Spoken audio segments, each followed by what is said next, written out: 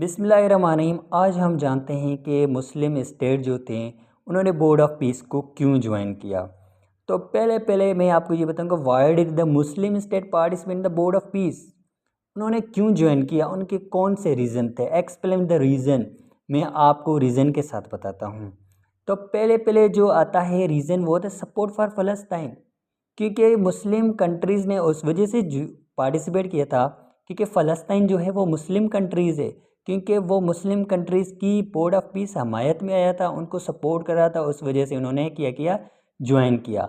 आगे इसके लिए हम जानते हैं कि the main aim is to help the rebuild Gaza and the protect the rights and interest of the फ़लस्तीन।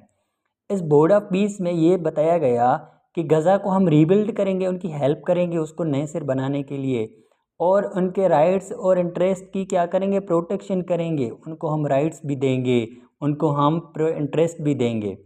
और इसके अलावा ये था कि एक्टिव डिप्लोमेसी का मतलब क्या है कि दो मुल्क इकट्ठे होकर क्या करेंगे, काम करेंगे और एक दूसरे के डिसीजन मीटिंग में क्या आएंगे, ज्वाइन करेंगे, उनके डिसीजन सुनेंगे। तो active diplomacy such country such as Indonesia want to be the part of the board.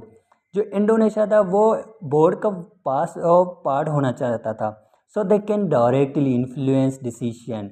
और वो क्या एक डायरेक्टली इन्फ्लुएंस से डिसीजन था, specially because the Israel is also included. जो इसराइल था आल्सो उसमें क्या था, मौजूद था, उसने खुद पार्टिसिपेट किया था।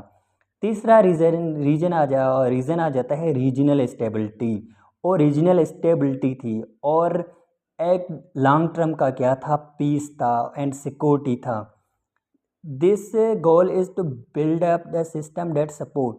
ये एक ऐसा बोर्ड ऑफ पीस था जो लॉन्ग टर्म पीस माना, एक लॉन्ग टर्म माना क्या था, पीस था, अमन, मुल्क में अमन करने का एक बड़ा सपोर्ट था and security in the region, और रीजन में सिक्योरिटी थी।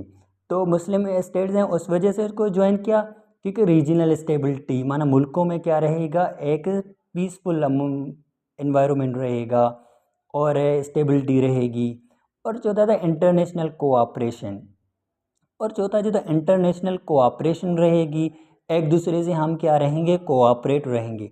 The plan is to work together with the United Nations.